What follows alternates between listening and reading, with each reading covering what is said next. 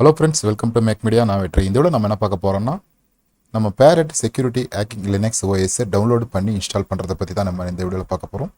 என்னோட வீடியோக்குள்ளே போகிறதுக்கு முன்னாடி என்னோட சேனலை சப்ஸ்கிரைப் பண்ணிடுங்க. பக்கத்தில் இருக்க அந்த பெல் ஐக்கான் அழுத்தி ஆல் நோட்டிஃபிகேஷன் கொடுத்தீங்கன்னா நான் போடுற வீடியோஸோட நோட்டிஃபிகேஷனாக வந்துடும். இப்போ நம்ம வந்து பேரட் செக்யூரிட்டி ஓஎஸ் இன்ஸ்டாலேஷன் பற்றி பார்க்கலாம். பேரட் செக்யூரிட்டி ஓஎஸ் பார்த்தீங்கன்னா இது ஒரு டிபியான் பேஸ்ட் லினக்ஸ் ஓஎஸ். லைக் பார்த்தீங்கன்னா காலில் லினக்ஸ் மாதிரி தான். இதில் பார்த்தீங்கன்னா ஹேக்கிங்க்கு தேவையான நிறைய டூல்ஸ் வந்து டிஃபால்ட்டாக கொடுத்துருக்காங்க.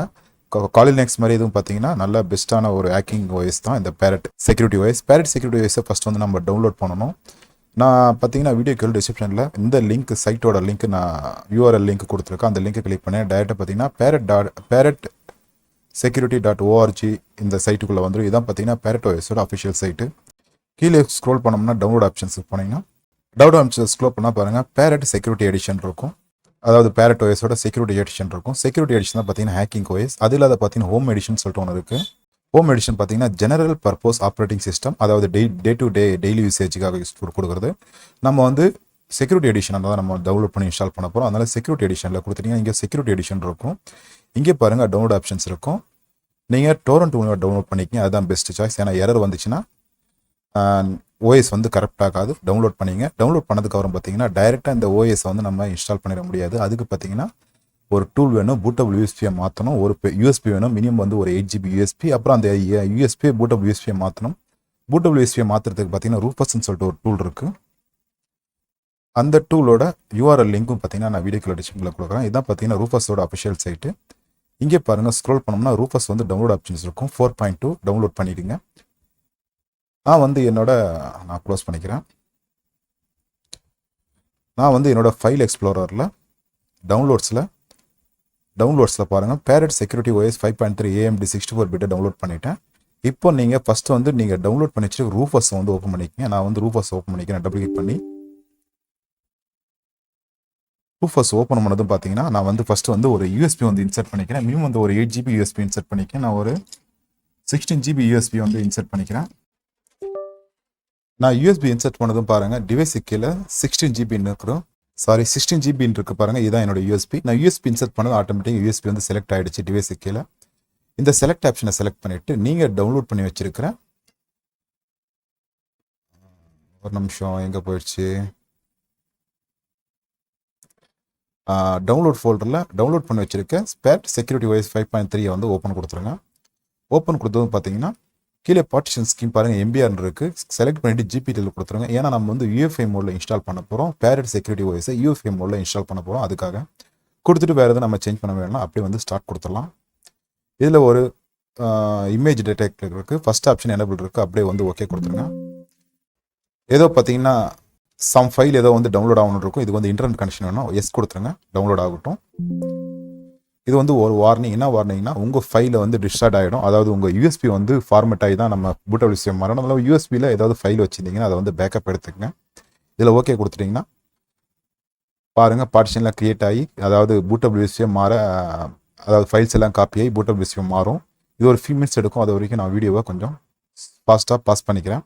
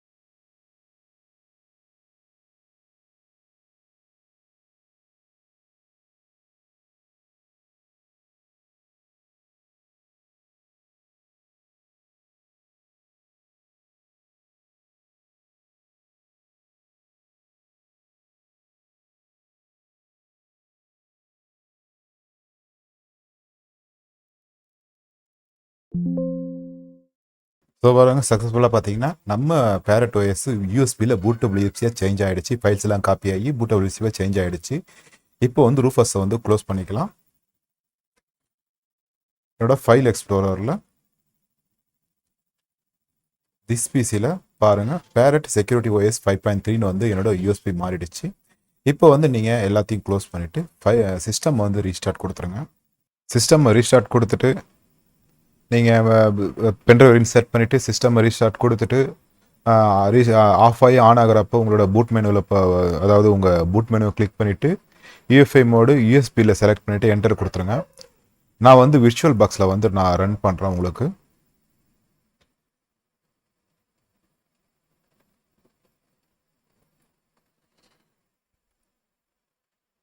ஸோ விர்ச்சுவல் பாக்ஸில் இப்படி ஒரு ஃபஸ்ட் ஆப்ஷன், இதில் வந்து அப்படியே ட்ரை இன்ஸ்டால் இருக்கும், அப்படியே என்டர் கொடுத்துருங்க.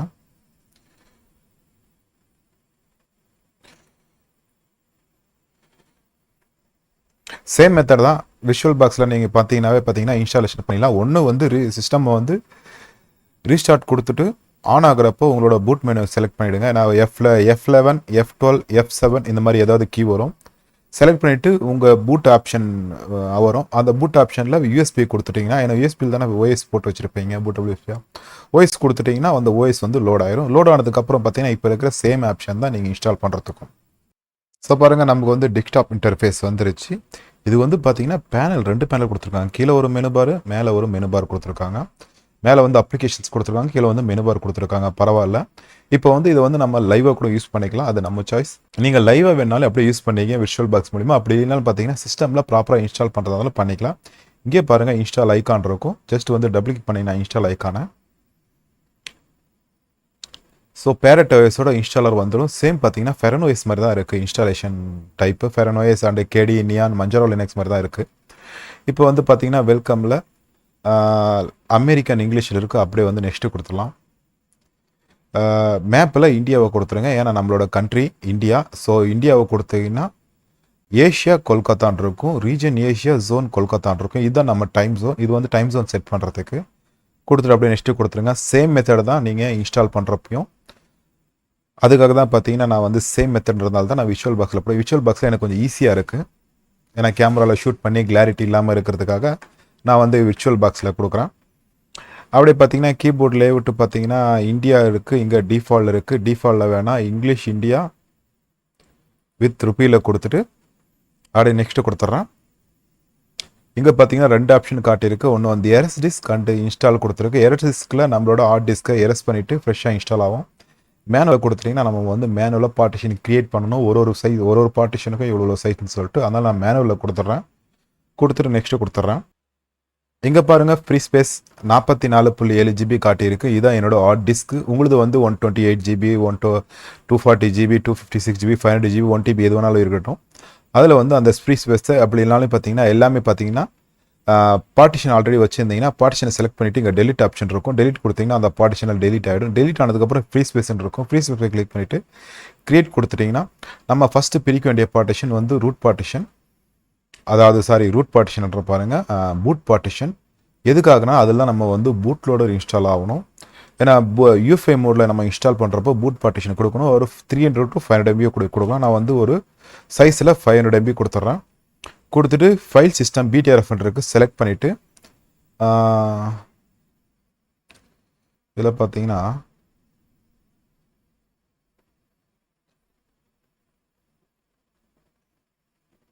FAT32 கொடுத்துட்றேன்.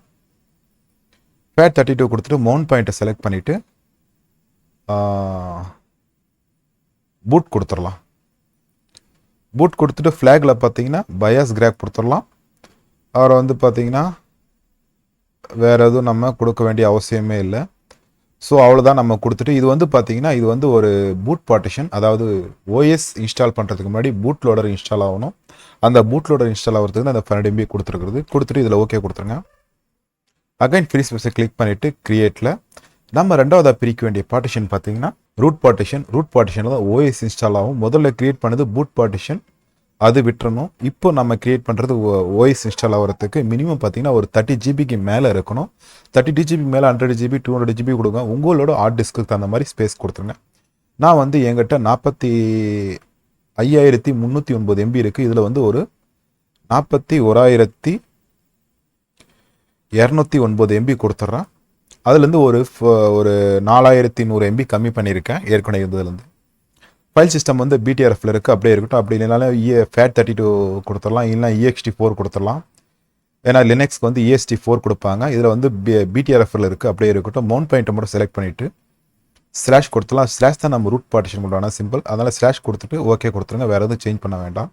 பாருங்கள், ரெண்டாவது பார்ட்டிஷன் க்ரியேட் ஆகிடுச்சு. மூணாவது பார்ட்டிஷன் செலக்ட் பண்ணிவிட்டு க்ரியேட்டில் மூணாவது நம்ம பிரிக்க வேண்டிய பார்ட்டிஷன் பார்த்தீங்கன்னா ஸ்வாப் பார்ட்டிஷன். லினக்ஸ்க்கு பார்த்தீங்கன்னா ஸ்வாப் பார்ட்டிஷன் கண்டிப்பாக கொடுக்கணும். இருக்கிறது பார்த்தீங்கன்னா 4100 MB இருக்குது, அப்படியே ஸ்வாப்பு கொடுத்துலாம். ஃபைல் சிஸ்டம் செலக்ட் பண்ணிவிட்டு எங்கே போச்சு, லினக்ஸ் ஸ்வாப் கொடுத்துடலாம். லினக்ஸ் ஸ்வாப் கொடுத்தீங்கன்னா இதுதான் ஸ்வாப் பார்ட்டிஷன். அடிஷன் மெமரி கூட சொல்லிக்கலாம். அப்படியே ஓகே கொடுத்துட்டோம்னா பார்ட்டிஷன் கிரியேட் ஆகிடும். பாருங்கள், நான் 3 பார்ட்டிஷன் கிரியேட் பண்ணியிருக்கேன். ஒன்று வந்து 500 MB பூட் பார்ட்டிஷன் EFI மோடுக்கு இன்ஸ்டால் ஆகிறதுக்கு. ரெண்டாவது பார்த்தீங்கன்னா பூட் பார்ட்டிஷன் நம்ம OS இன்ஸ்டால் ஆகிறதுக்கு. மூணாவது பார்த்தீங்கன்னா ஸ்வாப் பார்ட்டிஷன் அடிஷனல் மெமரி கொடுத்தாச்சு. இப்போ வந்து பார்த்தீங்கன்னா பார்ட்டிஷன்லாம் கிரியேட் பண்ணிவிட்டு கீழே பாருங்கள் இன்ஸ்டால் பூட் லோடர்னு இருக்கும். செலக்ட் பண்ணிவிட்டு பூட் பார்ட்டிஷனை கொடுத்துருங்க. பூட் பார்ட்டிஷன் தான் பார்த்தீங்கன்னா நம்ம ஃபஸ்ட்டு க்ரியேட் பண்ண பார்ட்டிஷன். இதில் தான் நம்ம OS, அதாவது நம்ம பூட் லோடர் இன்ஸ்டால் ஆகணும். அதுக்காக கொடுத்துட்டு இதில் நெக்ஸ்ட்டு கொடுத்துருங்க. இதில் வந்து ஓகே கொடுத்துருங்க. இதில் வந்து பார்த்தீங்கன்னா வாட் இஸ் யுவர் நேமில் எனி நேம் கொடுத்துருங்க. நான் வந்து என்னோட சேனல் நேம் கொடுத்துட்றேன். லாகின் நேமும் சேஞ்ச் பண்ணுறதாலும் பண்ணிக்கலாம், கம்ப்யூட்டர் நேமும் சேஞ்ச் பண்ணுறதாலும் பண்ணிக்கலாம். நான் 3மே சேம் நேமாக இருக்கட்டும். சூஸ் ஏ பாஸ்வேர்டில் எனிதிங் பாஸ்வேர்டு கொடுத்துருக்கேன். நான் ஒரு 4 டிஜிட் பாஸ்வேர்டு கொடுத்துட்றேன். அதே ரிப்பீட் பாஸ்வேர்டில் அதே 4 டிஜிட் பாஸ்வேர்டு கொடுத்துட்டு நெக்ஸ்ட்டு கொடுத்துட்டிங்கன்னா இது வந்து ஜஸ்ட் ஒரு சம்மரி மாதிரி நம்ம லொக்கேஷன் கிரியேட் பண்ணது, கீபோர்டு, பார்ட்டிஷன் எடிட் பண்ணது, இதெல்லாம் கிராஸ் செக் பண்ணிவிட்டு இன்ஸ்டால் கொடுத்துட்டிங்கன்னா இதில் வந்து இன்ஸ்டால் நோ கொடுத்துட்டிங்கன்னா ஃபைல்ஸ் எல்லாம் காப்பி ஆகி இன்ஸ்டால் ஆக ஆரம்பிச்சிடும். இது இன்ஸ்டால் ஆகி முடியறதுக்கு ஒரு ஃபியூ மினிட்ஸ் எடுக்கும். அது வரைக்கும் நம்ம வீடியோவை ஸ்கிப் பண்ணிக்கலாம்.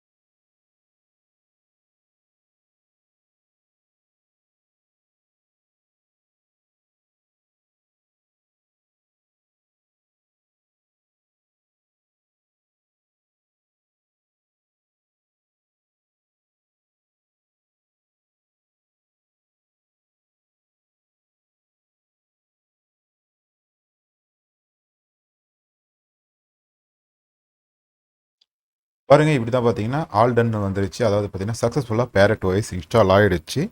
இதுக்கு மேலே பார்த்தீங்கன்னா ரீஸ்டார்ட் நோவில் எனபிள் இருக்குது. அப்படியே வந்து டன் கொடுத்துருங்க. ஏன்னா சிஸ்டம் வந்து ரீஸ்டார்ட் ஆனதுக்கப்புறம் தான் நம்ம ப்ராப்பராக யூஸ் பண்ண முடியும். சிஸ்டம் வந்து ரீஸ்டார்ட் ஆகிறப்போ உங்களோட இன்ஸ்டாலேஷன் மீடியானா பென்ட்ரைவ் ரிமூவ் பண்ணுங்கள். ஏன்னா பென்ட்ரைவில் OS போட்டு வச்சுருப்பீங்களா, அந்த பென்ட்ரைவ் ரிமூவ் பண்ணிவிடுங்க. பாருங்கள், Parrot OS வந்துருச்சு. அப்படியே வந்து என்டர் கொடுத்துருங்க. இல்லை அது ஆட்டோமேட்டிக்காக பூட் ஆகிடும். நீங்கள் எதுவும் பண்ண வேண்டாம், அதுவே ஆட்டோமேட்டிக்காக லோட் ஆகி வந்துடும்.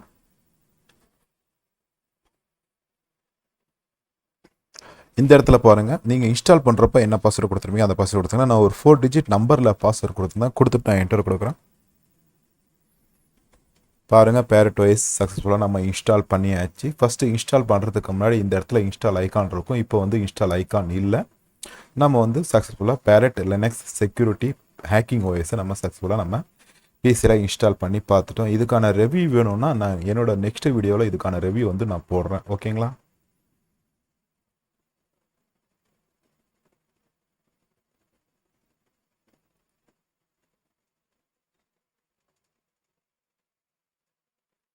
ஓகே ஃப்ரெண்ட்ஸ், இந்த விட பார்த்தீங்கன்னா நம்ம வந்து Parrot security Linux hacking OS நம்ம டவுன்லோட் பண்ணி நம்ம இன்ஸ்டால் பண்ணுறதை பற்றி நம்ம இந்த வீடியோவில் பார்த்தோம். ஓகேங்களா?